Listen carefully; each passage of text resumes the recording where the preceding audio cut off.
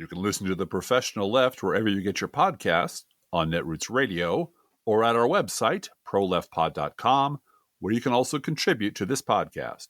There is a PayPal button at our website, or you can mail us a letter and or contribution at P.O. Box 9133, Springfield, Illinois, 62791. This is the podcast for May 19th, 2023. It's not safe for work. Recorded live from the Cornfield Resistance, where we have never misplaced even a single whistleblower. It's The Professional Left with Driftglass and Blue Gal.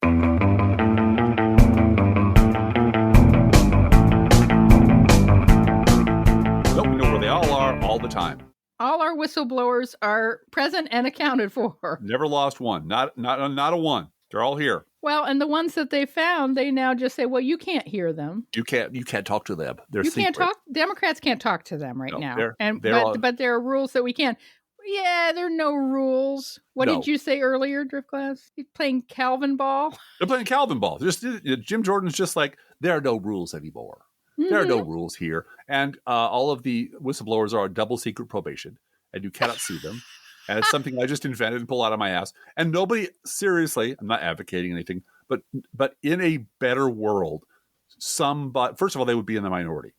But someone would walk up to him with a 2x4 and just wrap him right upside the head.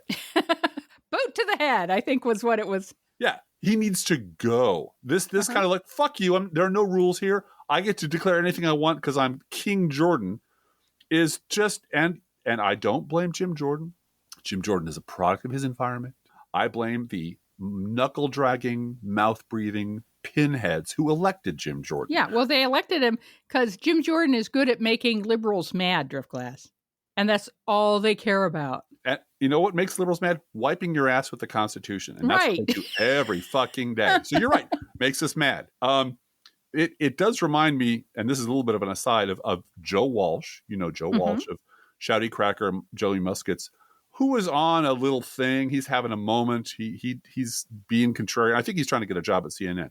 But he did go on social media to talk about how, on his little 12-second podcast, I admit it. We spent, many years shitting on liberals and lying about liberals and slandering liberals and calling liberals the scum of the earth and ruining America and destroying everything and threatening to, and we wanted to destroy you. We wanted to annihilate you. That was our goal. And we built a whole system where we just crapped all over liberals every day. But you know what happened, Blue Gal? You know what happened then? Liberals got mad.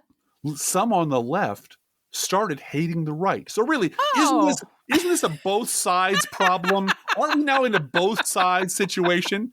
No, fucko. You created the disaster that we are trying to clean up. And we're pretty mad about it because you keep making the same shithole over and over again. And every time those assholes are back in power, they get worse. And every time they're out of power, we get stuck with the bill. So we're kind of pissed. And we're kind of pissed. Well, what was the family legend in your family that's actually a true story of Jimmy hit me back? Yeah, Stevie hit me back. Yeah. What? What? Yeah, and my uncle, as he used to say, let's you and him fight. Yeah. But there's a whole series of confessions in everything they do, and this and they, even the never Trumpers, always end with this puzzlement that why are liberals so angry? Why can't we just run everything? Yeah. And tell them what to do. I mean, we spent our entire careers making ourselves rich, shitting on everything that you value and destroying everything that we are now all concerned about.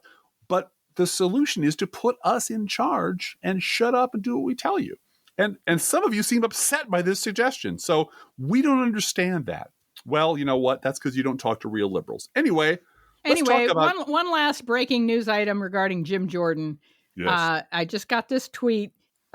NBC News confirms, so this is confirmed information, 2 FBI agents who testified before Jim Jordan's weaponization subcommittee today had their security clearances revoked for taking part in the January 6th riot, or later expressed views about it that placed into question their, quote, allegiance to the United States, unquote. So Jim Jordan's whistleblowers are also traitors. Look.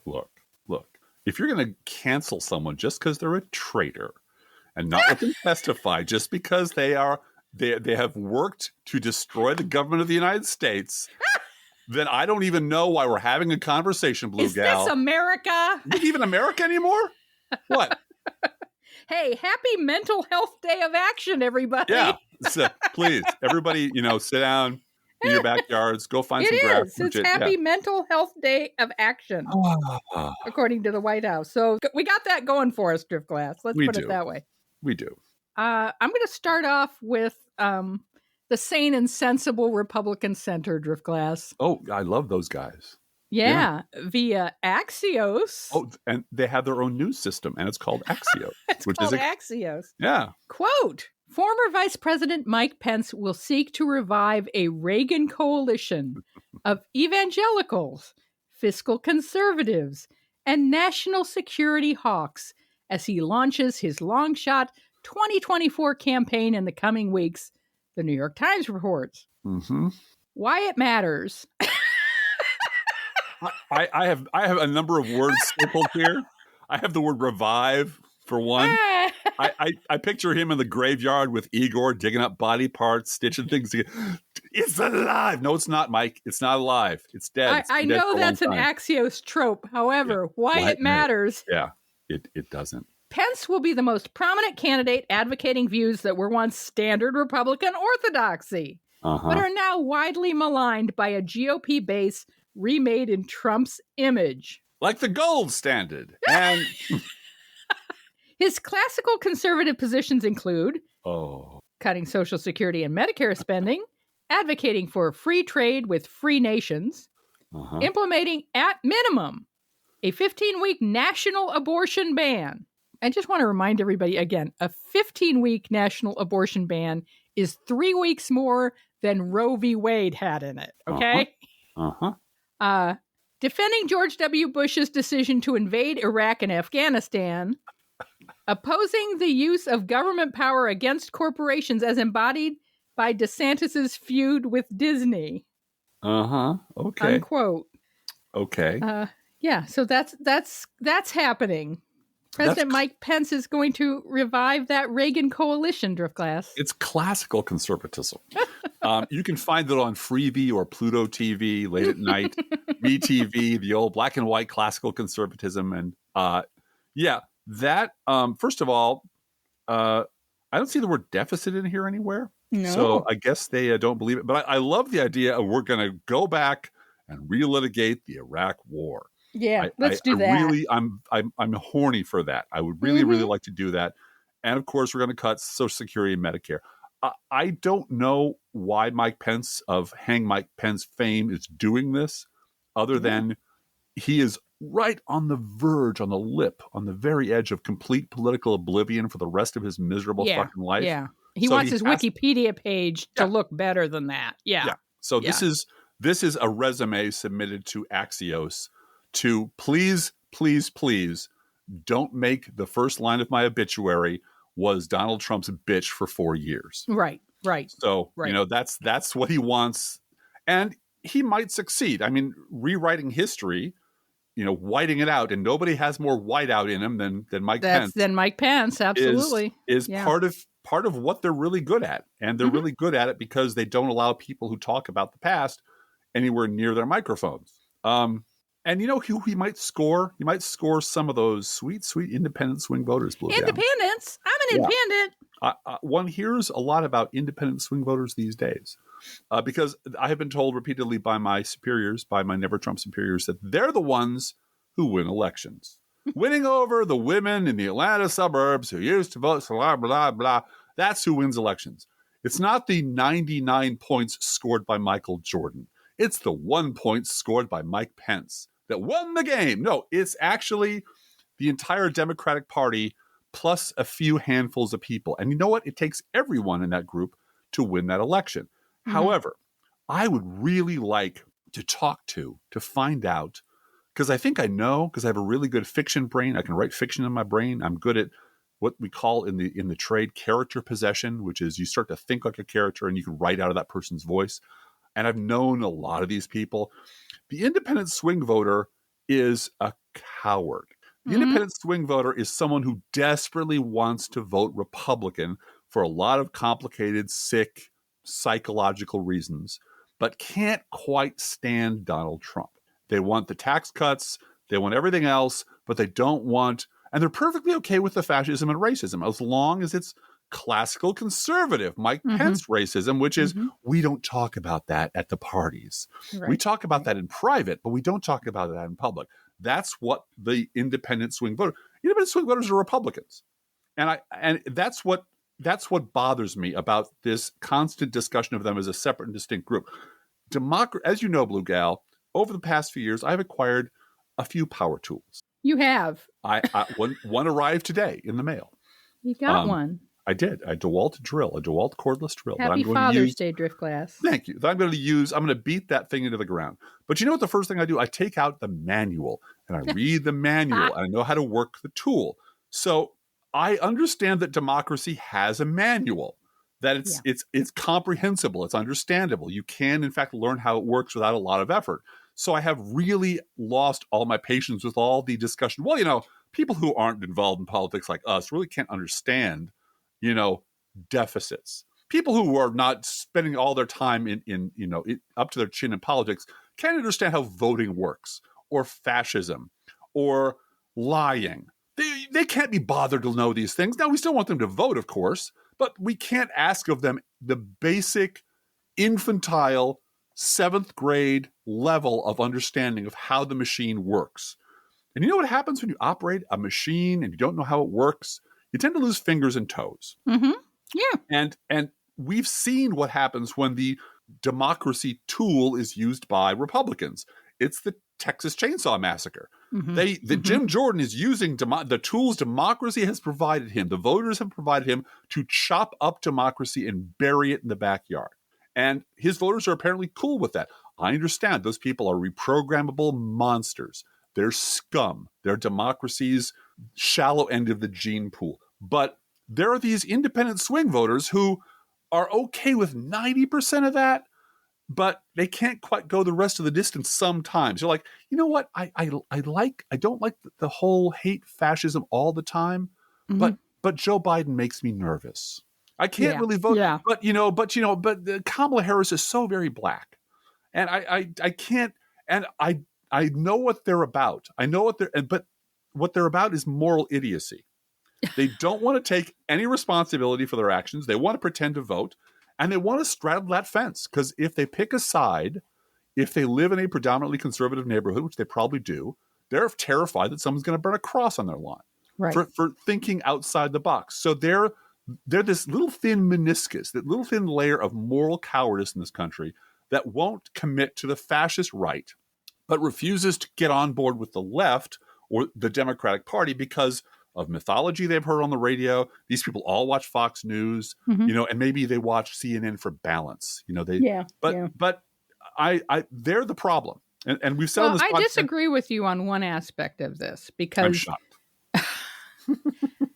I think that there are just a number of them that are simply cowards and would rather not make any commitment to a political party in their social environments. Right. Whether that's work, whether that's the coffee shop, whatever it is, it seems more intelligent to say I'm an independent than I'm a lifelong Democrat, because it sounds like you're just following someone else's lead. You're a maverick. You're a think for yourself. Yeah. And this is all about the white penis. I'm sorry, it is. Yeah. I'm an independent. Nobody tells me where to put my penis. Okay. But a chunk of those people did actually vote for Obama in 2008. Yes, they did. Because the Republicans had shit the bed so badly. That's right. That it terribly impacted people's economy. Right where they either had lost their house, or the house was paid for and they had all their kids moving back in because their kids had lost their house. And the only thing that kept a roof over a lot of white people's homes was Social Security. Yep. And a paid for house in 2008. A lot of people moved in with grandma. They did. That just happened. And as a result of that, they voted for Obama, and also because John McCain was clearly not up to the task of fixing the economy and, trying to put his campaign on hold to fix the economy, and then 3 days later putting it back in place again. And the whole Sarah Palin nonsense. I mean, there was a lot going on that was just bad on that side of the ticket. I don't disagree with you. In their darkest But hour. that makes them independents, even though they've always voted Republican since Gerald Ford through to Trump.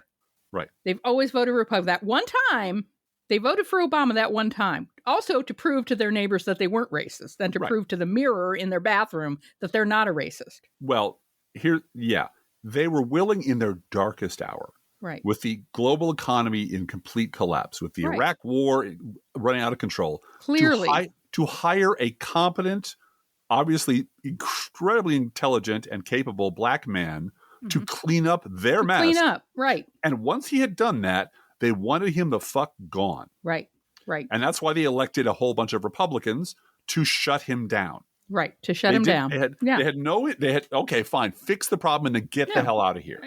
Park my car at the golf club and then go away. And that's always the dynamic. The dynamic is Republicans shit the bed. They break everything they touch. Their voters are just thrilled. They're walking around with boners for 4 to 8 years at the thought of the Republican Party doing all this damage, and then it hits them. And then the wave rises high enough to take out their house. And then they have to hire someone to fix their problem. And they hire the only other alternative available, and they hold their nose and they vote for a Democrat because Democrats are socialists, but maybe they'll fix this shit. And once anything has been band-aided over enough for them to survive, they go right back to being the scumbag racist they always, and they call themselves independent for that reason. The boldness. Yeah. But they will find, I've said this before, they will travel 1,000 miles to find a fence to straddle because they don't want to make up their mind. And speaking of that, there was the Mueller report and the Durham report. I've heard the Durham report is a thing in the world now. Now, I haven't read it or heard about it, but I have a lot of opinions about it. So, well, it was supposed to be the bunker buster that brought down the entire deep state. The Biden administration was going to bring down Biden. It was going to throw Hillary in jail. Yep. Provide content for Sean Hannity for the next 35, 36 months. Yeah. Oh, yeah. It was going to never ending. It apparently did the last one. Yeah, it did. Sean Hannity's having quite a week. But the question that I would like everyone to just think about, if you ever have to answer a question like that, like Durham is just as good as the Mueller report, because you might get that, for your MAGA neighbors. Why didn't Durham indict everybody? He had the power to do it. He had the authority. He did indict 3 people. 2 of them got thrown out of court, and one of them pled guilty to a misdemeanor and got a suspended sentence. Yeah. Got put on probation. Whereas, how many people did Mueller throw in jail? Like 7 or 8? Mm-hmm. Except for the ones Trump pardoned. Yeah. So, Trump is facing 34 indictments for fraud now, and Mueller had 37 indictments. Look, clearly the deep state got to that's Durham. what Rand Paul's saying. Rand Paul's saying it's because Biden's so mean. They got to Durham. They threatened his family. They threatened to do what they did. We're going to do to Castro, which is put chemicals on his face to make his beard fall out and make him look stupid. So, they had the whole CIA, FBI, NSA, NASA forced him to not indict them. That's my answer. So this Nothingburger, though, Fox and Newsmax have become like the medieval church. They're interpreting the Bible, for people, and it will keep the right people in power to interpret it a certain way. Yeah, exactly. And so when the Durham report comes out and it's only 30 pages, I mean, there's hundreds of pages of filings if you want to go into the weeds about it. But the easier thing to do is tune into Sean Hannity. And the pinnacle of the week for me was Sean Hannity, who is Durham's real employer.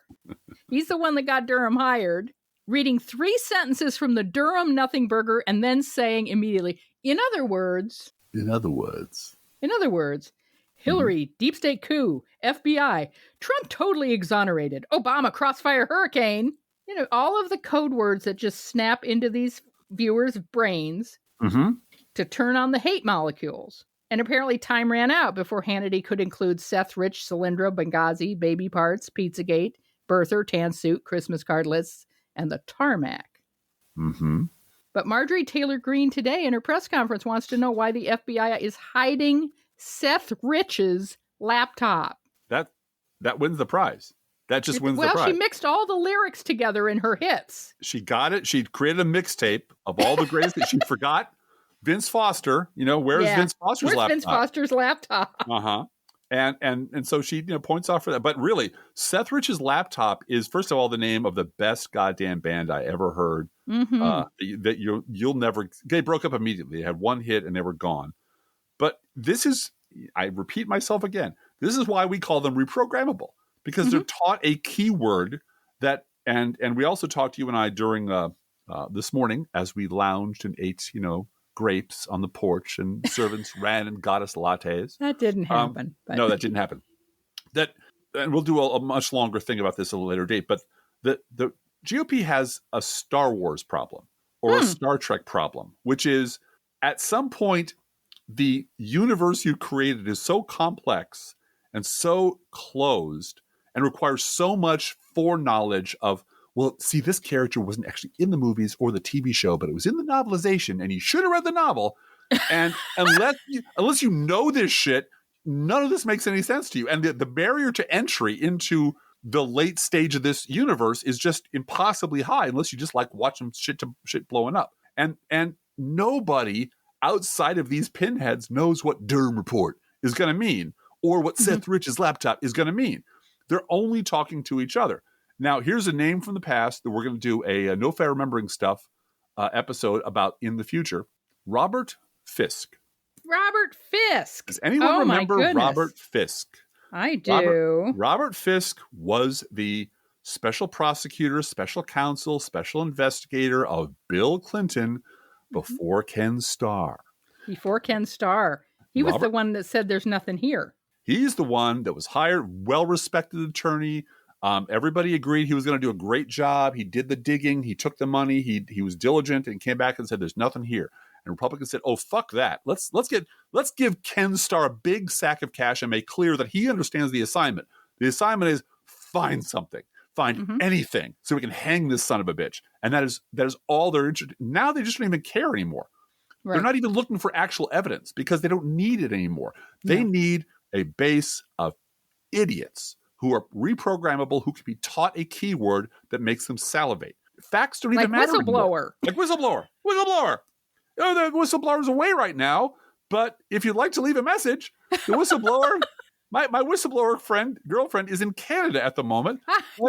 Dan Goldman said the rules are you have to give the transcript of the whistleblower testimony to the committee. Right. It belongs to the House of Representatives. And Jim Jordan just said, I make the rules, the whistleblower doesn't want to, and the whistleblower makes the rules, and I make the ruls. Right. And there are no rules. There aren't. Blow it out your ass. It's no rules, just right. Yeah, it was kind of amazing. But that's why, really, for Mental Health Day, happy Mental Health Day, everybody. Stop trying to debate these people. Stop trying to argue with them. Don't even bother. I mean, unless you're standing outside a Marjorie Taylor Greene press conference yelling, "Save the GOP! You're all screwed. This means nothing." That's acceptable. Because that isn't debating. Or if you're at a Nazi march and you start yelling, "Why don't you memorize your speech?" That guy on the bike this weekend was a hero to everybody. But the only thing, and I mean all the way up to their highest elected officials, the only thing they deserve is ridicule. But ridicule doesn't work unless it's in public, unless it's on camera, unless other people can look and see, oh, look at those idiots. So don't debate them. Don't argue with them, because there's no way to argue with fascists. Speaking of which, I was listening to, I was doing the morning steeplechase. Morning steeplechase. I get up at 4 a.m. No, I don't. I get up in the morning. He gets up before I do. That's for sure. I do. And you and I do in the evening sometimes a steeplechase, which is what's going on all the cable news channels we have access to. So MSNBC, CNN, Fox, and Newsmax, way at the other end of the dial. And it's always... And One America News. And One America News, when we can America's get a hold of it. New Voice. And I mean, there's some that are up in the 4-digit range that request fines. And you can, and they're terribly entertaining. And now it's mostly just reading the chyrons, because that's mostly all you need. But still, chyrons, and the guests are like this one bug-eyed lieutenant governor I was watching just today from New York, who said, "No bigger candidate for impeachment than Joe Biden." And then she went into some long-winded explanation while the shrunken applehead who was the host just nodded up and down, and the blonde chick on the was crossed her legs and uncrossed them, and everybody said, "Look at my hoo-ha." So they understand the Roger Ailes formula. Yes, they do. And they're just replicating it.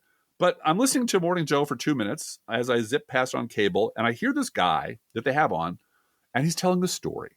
And the story is about an argument, a heated argument he had, I think, at his kid's baseball game with another parent. I'm guessing it's another parent. And he described the other parent as like an intelligent, professional person, but is also a MAGA guy, a Republican, who was on about something that was just categorically false. And this Morning Joe guy finally said, he's sort of, after all this time, I've had it. I just had it. And I pushed back and we argued and it got very heated. And that's something we all must start to do. Like, first of all, good for you. In whatever gated suburban community you live in, barbecue buddy of yours that you've known for 20 years finally pushed one too many of your buttons and you went off on it. Great. Secondly, cool story. You're about 40 years too late. Pushing back doesn't work. One-on-one pushing back doesn't work. Carefully walking this idiot through all the things they're wrong about, even if you do it respectfully and whatever, doesn't work. None of that works. Now, if you want to do that, if that gets you off, that makes you happy, that's great. You go ahead and do it. But as a story, I don't relate to it because I was trying to talk to conservatives in the 90s and the early 2000s. And believe me, they weren't as overtly racist as they are now. I mean, one guy did keep telling me that the Birchers did have some good ideas. but they weren't but they were just as dug in as they are now. They were watching Fox News, they were listening to Rush Limbaugh, and they were not open to reason at all. So good for you finally noticing that your barbecue buddy in your gated suburb is a lunatic, and good for you at, I don't know, spoiling a kid's baseball game by screaming at him.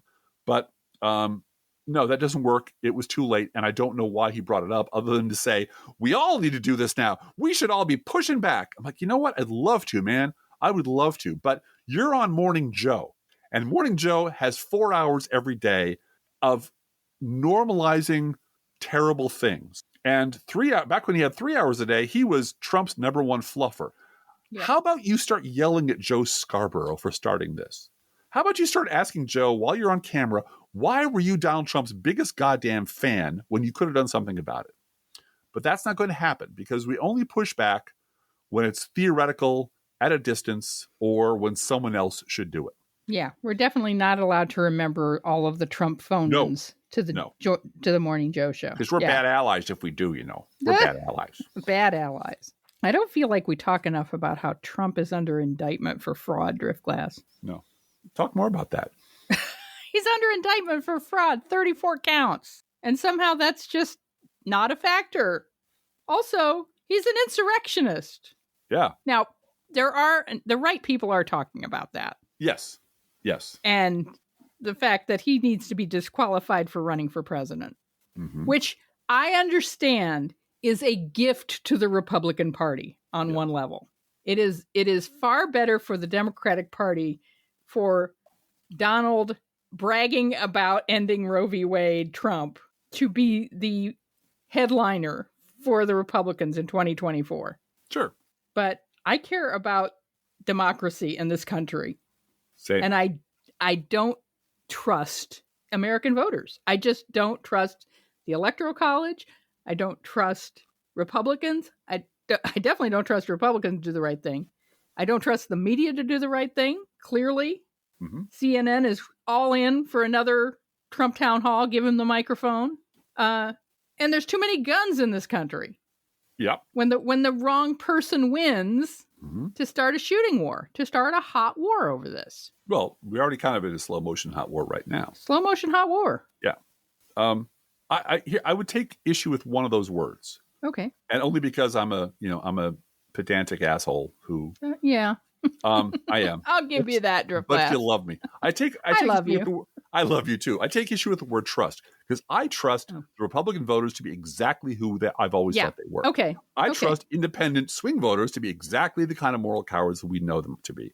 And I trust the media to be exactly the kind of enabling, craven, pure capitalist, business-driven, don't give a shit about democracy monstrosity it's always been. Right. The only wild card in this really is Democratic turnout, isn't it?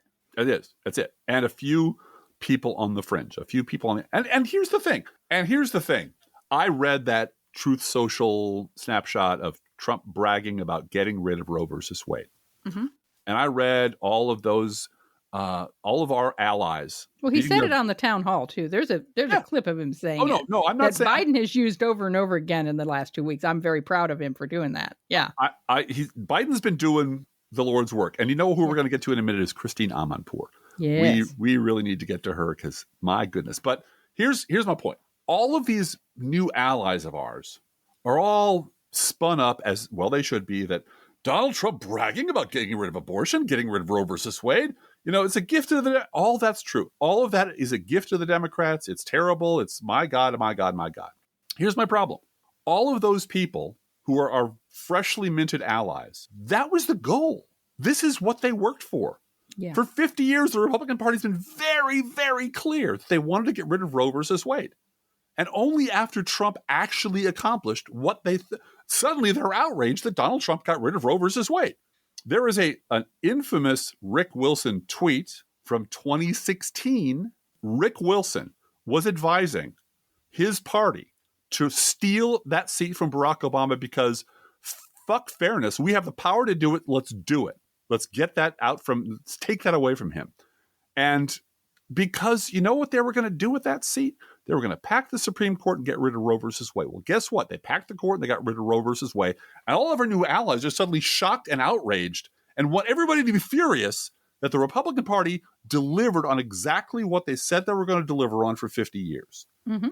I do not trust people who've been working for 30 years to accomplish something. And when it gets done, once they've been kicked out of the party, they think that it's outrageous and wrong that the thing was done. Mm-hmm. The number one fundraising tool for these assholes for 50 years was abortion. The number one goal was abortion. The number one enemy were abortion doctors. The number one target were abortion doctors. It just makes me real mad. The people who worked their entire career to make this possible got what they wished, and now they want us to be mad about it. Right, we are mad about it, but we're mad. We were mad about it before you. Yeah. And the thing is, the proposals that the so-called moderates are making, we need a compromise on abortion. All of a sudden, they want a compromise on abortion. As I've said before, Roe v. Wade was the compromise. Yeah, it absolutely was. It absolutely was. Roe v. Wade was 12 weeks and exceptions for medical emergencies. Right. It was the compromise. That was the compromise. And you took it away. And you decided that for political power, I think what happened, we talked about on our No Fair Remembering stuff about writing checks. Uh-huh. And then all of a sudden you have to sign that check because somebody's going to cash it. And I think that's what happened to the Republican Party. Yeah. Is they were happy to have their consultants making money off the base over abortion.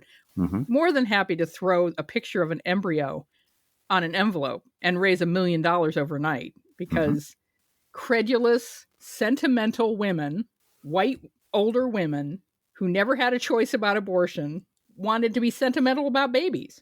Mm-hmm. And therefore wanted to end this terrible thing about Roe v. Wade. But, never had a daughter or granddaughter. When it's their daughter or granddaughter, it's take them to a clinic. Yeah. What are the exceptions to rape, life of the mother, and me? And me. My child, my daughter, my grand. Of course they have to do it. And I have to say, that was my mom. Mm-hmm. I didn't have an abortion, but there was a family member who needed one. Mm-hmm. And my mom was dead set against abortion until it was that family member. Mm-hmm. And all of a sudden it's, she had to. Right. Oh. Yeah. Not like anybody else in the universe had to. And my mom, for the most part, was a good liberal, but she was a 1950s mom who was sentimental about babies. Mm-hmm. And the propaganda got to her. So we have to talk about Christiane Amanpour's wonderful speech to the Columbia Journalism School commencement. Yeah. And you should go listen to the whole thing, but here is a clip, and I want you to listen carefully to this 1-minute clip. It's less than a minute, actually. Mm-hmm. And see if you notice any themes. Here it is. Widening out a little, I also want you to digest this. It is my mantra, and I've learned it through bitter experience in the field. Be truthful, but not neutral. Both-siderism, on the one hand, on the other hand, is not always objectivity. It does not get you to the truth. Drawing false, moral, or factual equivalence is neither objective or truthful. Objectivity is our golden rule, and it is in weighing all the sides and all the evidence, hearing everyone, reporting everything, but not rushing to equate them when there is no equating. And look at the damage that has done in the climate debate, in the political arena, and in the field of battle. Both sides don't, Driftglass. Apparently both sides don't. And Christiane Amanpour knows that. I am deeply skeptical about the media's ability to fix itself. I just don't think they can do it. Or anyone in that audience who is a graduate of Columbia Journalism School running out and going, great, I'll forever know the difference between false moral and factual equivalence and objectivity. It's fine to report both sides, but not give in to propagandists. Yeah. And if you listen to the whole speech, she uses immediately after that clip, uses the example of the war in Bosnia. Yes. And which she had to report on, that was her job. Mm-hmm. And it was clear that there was both a wave of propaganda going on to paint a picture that was not true. Mm-hmm. And at the same time, genocide going on, which was true. Mm-hmm. And you couldn't say, well, on the one hand, but the government says, right. On the one hand, 1 million Muslim men and boys have been murdered. On the other hand, the government says everything is fine. Mm-hmm.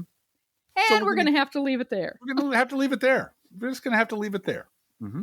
On the one hand, Jim Jordan doesn't want you to hear about his whistleblower.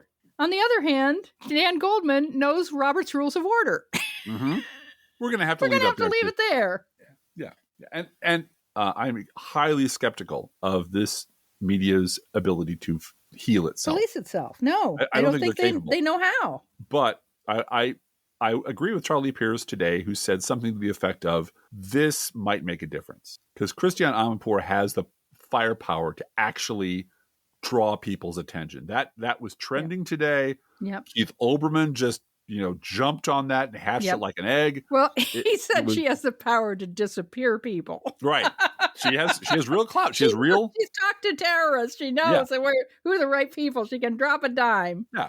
And I do fear for those kids who are coming out of that, not kids, those young adults who are coming out of that school, because for whatever they're taught in school, and it's a fine institution, the culture you go into after you graduate is way more important than what you learned in school. Absolutely. Because that's when you're taught the mores and the folk ways and the socialization of your profession. Mm-hmm. And you're taught about so-and-so and stay away from such and such, and this is what we do here and this is what we don't do here. And if you are adopted into an environment where both sides, automatic, lazy both-siderism is clearly how you get ahead.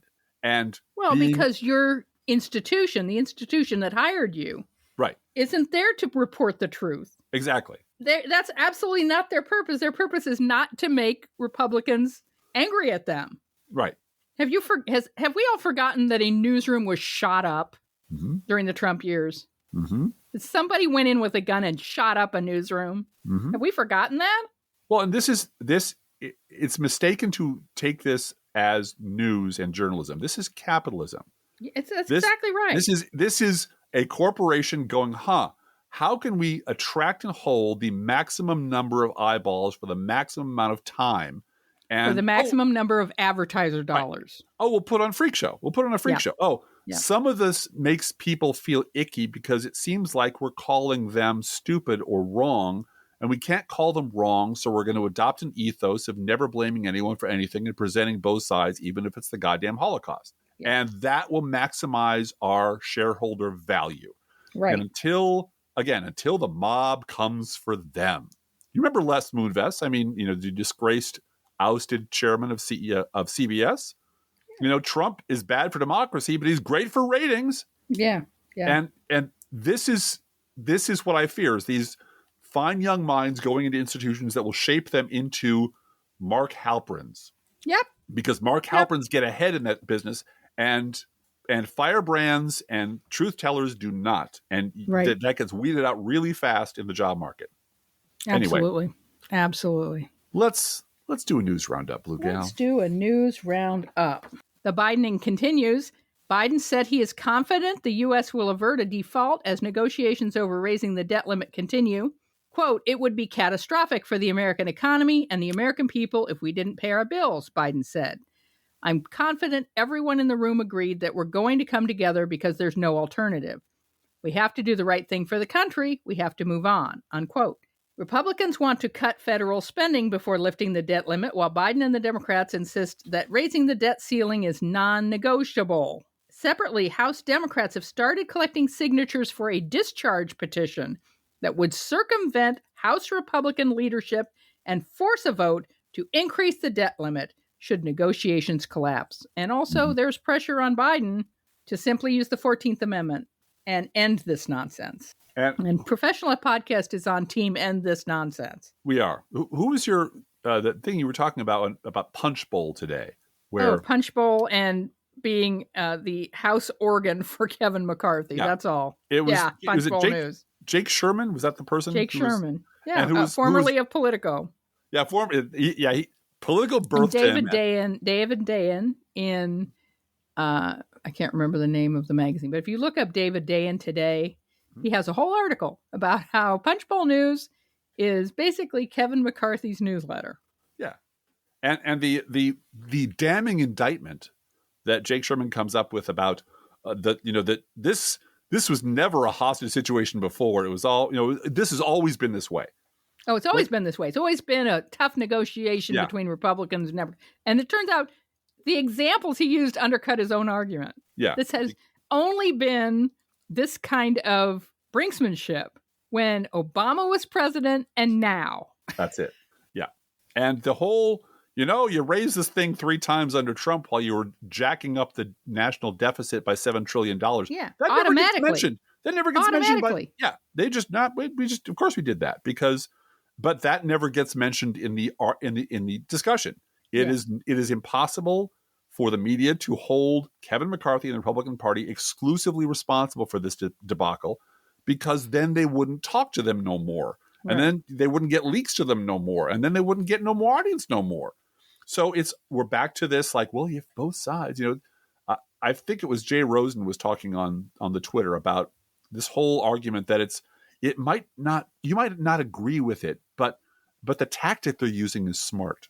And I responded with something like, you might disagree with the mass shooting, but the weapon they chose is really smart. Uh-huh. It's like, Jesus Christ, the whole point is what Kevin McCarthy is doing is morally depraved. Economic terrorism. It's terrible. And how cleverly he's executing it is kind of secondary. And that is something that no one's going to report in the media because they want the whole audience. They want to keep eyeballs. And that's their anyway, I'm up on my soapbox, and we're doing a news roundup. So let's go to the National Archives, who will turn over 16 records to Special Counsel Jack Smith that show Trump and his advisors knew the correct declassification procedure while he was president. Thanks for saving the Rudy Giuliani news for me, Driftglass. Sure, Blue Gal. Go right ahead. Rudy Giuliani likes his staffer to work nude. Yes. Under his desk, preferably. Under his desk. Makes it feel like Clinton. All the gross stuff you've heard. Yeah. He also reportedly discussed selling presidential pardons for $2 million, which he would split with Trump. According to a lawsuit filed by Giuliani's business development director and public relations consultant from 2019 to 21, according to the lawsuit, she's suing him for back wages. Mm-hmm. And he didn't make her employment public. We're wondering whether this is a tax situation as well. Mm-hmm. That he may have evaded taxes. According to the lawsuit that she's filed, Giuliani also told Noelle Dunphy he was able to break laws because he had immunity. He has immunity. I didn't know that was a thing. I can break any law I want because I'm Rudy Giuliani. I'm Donald Trump's friend. This from Reuters in a hypothetical matchup. This is under the category of polls are bullshit. Polls are bullshit. In a hypothetical matchup, voters prefer Biden to Trump 44% to 38%. In March, Biden led Trump by 5 percentage points after trailing him by 3 points in February. You might remember that not 1 week ago, all of our friends at the Bulwark were freaking the hell out because Donald Trump was beating Joe Biden like a drum. And it was dangerous and it was scary. And the polls said that Biden was losing by... And there was like, well, of course, this might be an outlier, but you should still be very, very afraid and take this very seriously. No, it's 2023. The election isn't for a very long time. Polls right now don't mean anything, including this one, although I'm willing to celebrate this one because it says what I want it to say. Right. But stop panicking over poll numbers that don't mean anything about an election that won't happen for more than a year. Here's something that we might want to freak out about. Yeah. Between 2019 and 2020, the overall mortality rate for young Americans rose by 10.7%. In 2021, the overall mortality increased by an additional 8.3% to the highest level in nearly 15 years. COVID-19 was not the major cause of death for young Americans during that time. But the social disruption caused by the pandemic did exacerbate anxiety and depression. And drug abuse and car accidents are high within this group. Mm-hmm. However, the number one cause of death in young people is guns. Guns. It's guns. You want to solve this problem? Take away the gun. 18% of Americans, 18%, say they have confidence in the Supreme Court, an all-time low since polling began in 1973.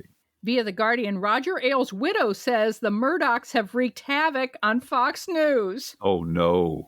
Mrs. Ailes says Rupert Murdoch lacks her husband's genius. Okay. And then she wrote, I think on a tweet, "Happy heavenly birthday, Roger Ailes." Mm-hmm. A whole lot of people said, Mrs. Ailes, that's not where your husband wound up. No. And let's all remember that before he died, he was fired by Fox News for being a sexual predator. So that says a whole lot about Mrs. Ailes honoring her husband. Mrs. Ailes, you have blinders on, Mrs. Ailes. Yeah. We feel sorry for you. I think she was a co-conspirator. If you read The Loudest Voice in the Room, she was an active, enthusiastic fascist. Oh, I don't know about his personal habits, but she was completely down with all of his insane all the politics, right-wing nonsense. Oh, yeah. Yep. No. They were a couple. Speaking of couples who, it's so tragic. Lauren Bobert filed for divorce from her husband. Womp womp. Lauren and Jason Bobert have been married for nearly 2 decades and have 4 sons together, and now she has filed for divorce. Yeah, I've heard rumors about who her new boyfriend is, and it's almost as gross as the Giuliani story. So we'll just leave it at that. Is it Tommy Tuberville? Is it Tommy Tuberville? No? That would be pretty gross if it was Tommy Tuberville. But it would be the meeting of a mind, Riffclass. It would. Tommy Tuberville said Americans should demand the end to democracy. Demand it. The American people should just stand up and say, enough is enough. Let's don't have elections anymore. Yeah. Well, thank you, Tommy Tuberville. Trump, president for life? Is that what he's talking about? I guess so. Yeah. And Tuberville, senator for life. How did he get elected? I know. Would you like I lived in Alabama for 14 years. I know how he got elected. You know exactly how he got elected. I do. But jumping from Alabama to Florida, Democrats win the Jacksonville, Florida mayoral race for the first time since 2011. After a competitive and often fractious 2023 mayoral campaign, a winner has emerged in the race between Donna Deegan and Daniel Davis. That's a lot of D's in one sentence. With all precincts in, Deegan has prevailed 52% to 48%, giving Democrats a welcome win just months after Republicans dominated the state in the 2022 midterm elections. This also puts a big fat dent in Ron DeSantis' "I am indestructible, I win everything" claims, because this is a large city in Florida that he just lost, and lost very publicly. Yep. And actually this little, May election was very good all over the place for Democrats. Yeah, it was. Not that I'm surprised right now, but we'll take all the wins we can get. From the Washington Post, North Carolina bans abortion past 12 weeks, overriding the governor's veto. North Carolina legislature banned most abortions after 12 weeks of pregnancy Thursday evening, voting to override the veto of Governor Roy Cooper, a Democrat, while a similar measure heads to a final vote in Nebraska in the coming days. The Senate voted to override the veto in a 30-20 vote Tuesday afternoon, with the House swiftly following suit. Shouts of shame, shame erupted on the House floor after the chamber, with its new GOP supermajority, because that woman changed parties. And I hope they're going to sue her.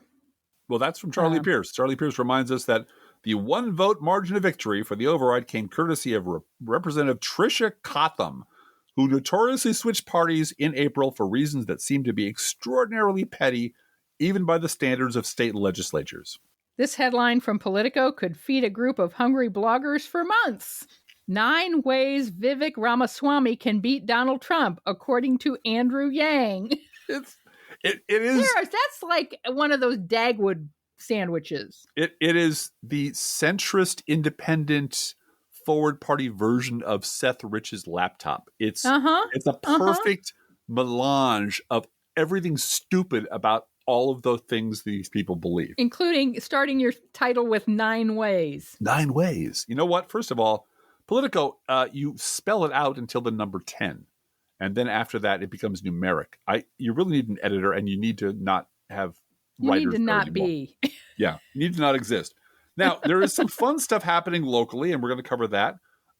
My favorite story this week locally was when Fox News' Breakfast with Friends reporter Gianno Caldwell interviewed diners about their reaction to Brandon Johnson being sworn in as the Chicago mayor. Walked into the diner, because diners are big, baby. They're very big. Yep. And put microphones in people's Fox News faces. early are really big. Yeah. And the punchline of this story is the diner that Fox News chose was in Naperville, which is not anywhere near Chicago, and which is consistently the one town that everybody from Chicago uses in their jokes about people not being from Chicago, but pretending to be from Chicago. And that's when Chicago Twitter just lit up the sky. I left out the obscene ones here, but there's a few comments from Chicagoans who, once again, here to remind everyone that Naperville is not part of Chicago, and Naperville residents were not able to vote in the election for Chicago mayor. Slow clap for Fox's ignorance. Maybe next time, ask some actual Chicagoans what they think. And this up next, nothing unites Chicagoans more than 1, outsiders bad-mouthing Chicago, 2, suburbanites claiming to be Chicagoans, and 3, interviewing suburbanites as if they were Chicagoans. I can vouch for all 3 of those. Next, they presumably flew to O'Hare, which is in Chicago, then drove 45 minutes in the opposite direction to, quote, talk to Chicagoans. Sure, Jan. All caps, no, they weren't. Chicagoans don't go to Naperville on a weekday to eat at restaurants. Stop lying to us. And my personal favorite, Chicagoans love driving an hour to Naperville for breakfast. You just can't find any good food in the city. It was such a nakedly dumb, silly diner thing for Fox to do. Yeah, but it was a diner, and it was full of white Republicans who would say, we don't like that new mayor. He's new Chicago mayor. He's been on the job for like 24 hours and nothing's been fixed, So impeach him or whatever. And it really is. And the Tribune has swung in behind this, and it really is starting to smell like the Verdoliak 29 all over again. Yeah. We're just going to jump on this guy's ass before he's had a chance to do anything because, well, we know why they're going to jump on his ass. We know why. Yeah. Yes, we do. New research from the University of Illinois Springfield says gun violence is going up in cities of all sizes. Magic Wade, that's his name, an associate professor of political science and director of the University School of Politics and International Affairs, says 42% of firearm homicides are in communities with populations short of 250,000.